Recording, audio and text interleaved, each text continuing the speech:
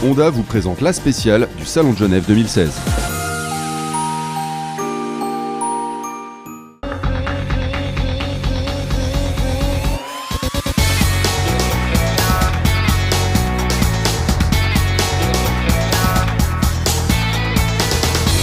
Bonjour à toutes et à tous et bienvenue sur le blog auto.com pour le deuxième épisode du Salon de Genève 2016. Cette semaine encore, vous saurez tout sur les nouveautés les plus marquantes dévoilées ici à Palexpo, avec des sportives mais également des concept cars exceptionnels, sans oublier notre rencontre exclusive avec Thiago Montero, pilote chez Honda en WTCC.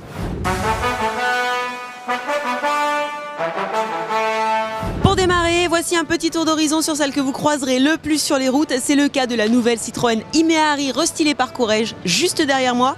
Regardez.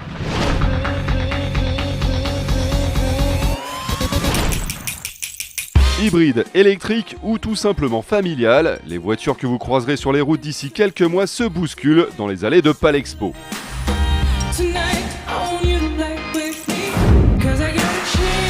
Pour démarrer, Citroën dévoile une Imeari très originale. Construite en collaboration avec la maison de couture Courrèges, cette Méhari de nouvelle génération est électrique et se pare de nombreux éléments spécifiques.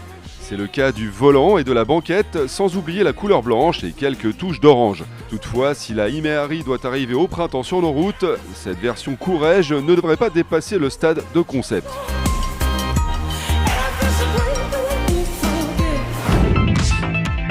Chez Hyundai, on vise très sérieusement la Toyota Prius avec une berline compacte nommée Ioniq.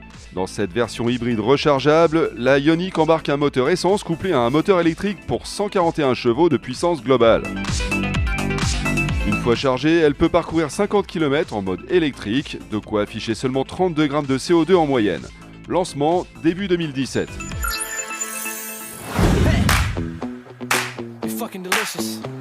Après les Q7, Q5 et Q3, maintenant place à l'Audi Q2.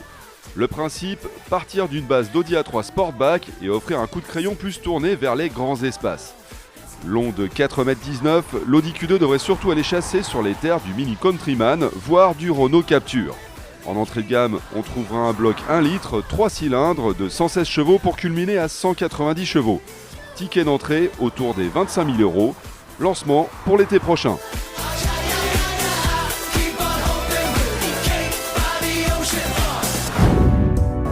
Même plateforme technique, mais un engin plus gros. Le Vision S de chez Skoda est un SUV long de 4,70 m, capable d'embarquer jusqu'à 7 personnes à son bord. En plus d'être accueillant, le Vision S affiche également une ligne plutôt séduisante, surtout concernant la face avant. Notez que ce concept embarque un système hybride avec un moteur essence et 2 moteurs électriques pour 225 chevaux. Rendez-vous au Mondial de l'Auto à Paris début octobre pour en découvrir la version de série. Je me trouve sur le stand de DS. Ici, on dévoile le nouveau concept e-Tense coupé 100% électrique de 402 chevaux. Comme vous le savez, Honda court en WTCC. On a eu l'occasion cette semaine de rencontrer Thiago Montero, un de leurs pilotes. C'est notre focus de la semaine. Regardez.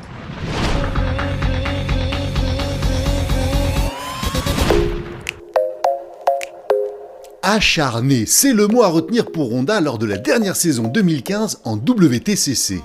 Après un début de saison difficile, le constructeur a récupéré du terrain pour terminer second, juste derrière Citroën Racing. Saison assez positive quand même dans l'ensemble. Vraiment, on a passé beaucoup de moments en bagarre avec nos concurrents, des bagarres très intéressantes en général et une belle évolution pendant la saison.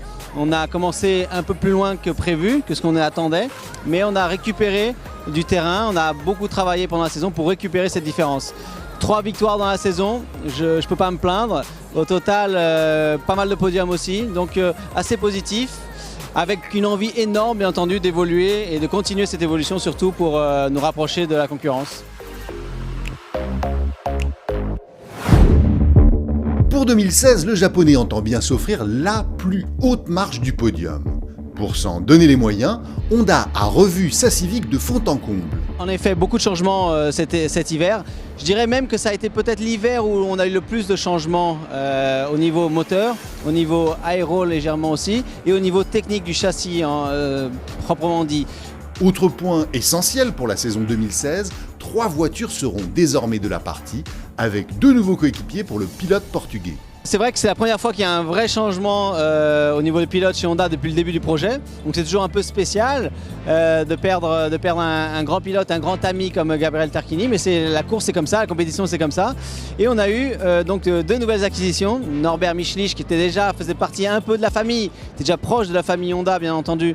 Et qui joint maintenant l'équipe officielle. Un pilote très rapide, de plus en plus expérimenté aussi. Et avec qui on a une excellente relation, et Rob Huff qui lui venait d'une autre marque et qui vient avec un palmarès fantastique aussi, champion du monde, beaucoup de victoires, très rapide, beaucoup d'expérience. Donc je pense que c'est positif pour tout le monde. Tous les efforts dont on vient de parler, tout ce travail, toutes ces évolutions qu'on a, c'est vraiment pour aller dans ce sens, c'est-à-dire se battre pour le championnat du début jusqu'à la fin. Et donc se battre contre Citroën, Volvo, Lada, Chevrolet. Mais en effet, Citroën était très forte ces dernières années. Le rendez-vous est donc donné dès le premier week-end d'avril sur le circuit du Castellet. De toute évidence, les 3 pilotes Honda sont plus que jamais prêts à en découdre avec les chevrons. Alors je me trouve sur le stand de McLaren, ici on dévoile la nouvelle 570 GT. Je suis avec Amel Boubaya, responsable des relations extérieures Europe. Bonjour Amel. Bonjour Julie. Alors dites-nous, la 570 GT arrive juste après la 570S, qu'est-ce qui la différencie ? Alors voilà, en fait la 570 GT elle se positionne au-dessus de la 570S dans notre catégorie Sport Series. On voulait vraiment étendre l'offre au niveau de nos clients. Donc aujourd'hui ils ont une vraie proposition entre une version un peu plus sport et une version beaucoup plus raffinée, luxe et pratique. Les différences notables en fait en termes stylistiques, vous avez les prises d'air latérales au niveau des portes en fait qui sont plus fines parce qu'effectivement sur la version sport vous avez besoin de refroidir le système beaucoup plus. Renforcer l'appui aérodynamique, ce que vous ne recherchez pas non plus sur une version GT. À l'intérieur, c'est beaucoup plus raffiné, beaucoup plus luxueux et vous avez une impression d'espace assez importante de par ce toit vitré qui a été inspiré de la P1 qu'on avait déjà sur notre Hypercar P1. Vous avez au niveau praticité, aujourd'hui on a 150 litres à l'avant, mais on a aussi une capacité de rangement de 220 litres supplémentaires à l'arrière. Donc au total on est à 370 litres, donc c'est relativement élevé pour une sportive de cette catégorie-là. Au mois de mai, on aura déjà les premiers pré-productions qui seront sur la route et dans les showrooms européens, la voiture arrivera vraiment fin d'année, donc dernier trimestre 2016. Et une idée du prix ? Oui, une idée, oui. 195 000 €, 500 pour le marché français. Merci Amel. Merci Julie et à très vite. Il est justement temps de faire un petit tour d'horizon sur les plus belles sportives et les concept cars de ce salon 2016 à Genève. C'est parti, on se retrouve juste après.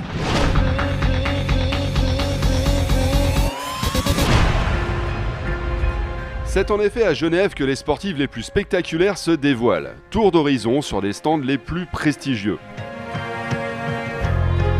Et on file chez Mercedes qui nous fait rouler la tête dans les étoiles au volant de sa nouvelle classe C cabriolet. Qu'apporte-t-elle en tombant le haut ? Le nouveau cabriolet classé, c'est un produit qu'on a longuement attendu. C'est 365 jours de soleil, d'été, avec sa forme la plus sensuelle et dynamique. Ce sont des beaux matériaux. On est parfaitement protégé dans un luxe moderne Mercedes-Benz. Donc c'est un cabriolet de luxe superbe. Le combat s'annonce très chaud face au BMW Série 4 et Audi A5. Vivement l'été. Petite mais costaude, elle se nomme Opel GT comme son aïeul de 1968. Au-delà du clin d'œil, elle dévoile la tendance du style des futurs Opel. Sous ses lignes fluides et dynamiques, on trouve un moteur 1 litre suralimenté de 145 chevaux, la faisant filer à 215 km/h. Espérons simplement qu'il en découle un modèle de série. Comme Porsche ou Jaguar, Maserati a désormais son SUV nommé Levante. Son profil rappelle le Cayenne, son principal concurrent, avec le charme à l'italienne en plus. Grâce à ce modèle, la marque au trident espère grossir ses ventes en partant à la conquête d'une nouvelle clientèle. Il sera propulsé par 2 V6, un essence de 430 chevaux et un diesel de 275 chevaux. Aston Martin a levé le voile sur la DB11 qui succède à la DB9. Affichant une continuité stylistique par rapport à sa devancière, elle ne manque pas d'élégance pour le plus grand plaisir de James Bond. À voiture d'exception, mécanique d'exception, un tout nouveau V12 biturbo de 608 chevaux pour filer à l'anglaise, au volant de l'Aston Martin la plus puissante du monde.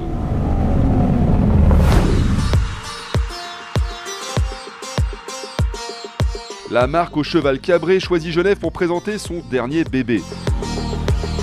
Voici la Ferrari GTC 4 Lusso qui succède à la FF.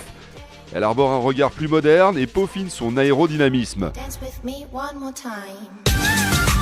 À sa transmission intégrale s'ajoutent des roues arrière directrices pour améliorer son agilité. Quant au V12, il développe désormais la bagatelle de 690 chevaux. Et voilà, notre grande balade sur le Salon de Genève 2016 se termine. Merci de nous avoir suivis. À très bientôt sur le blog auto.com.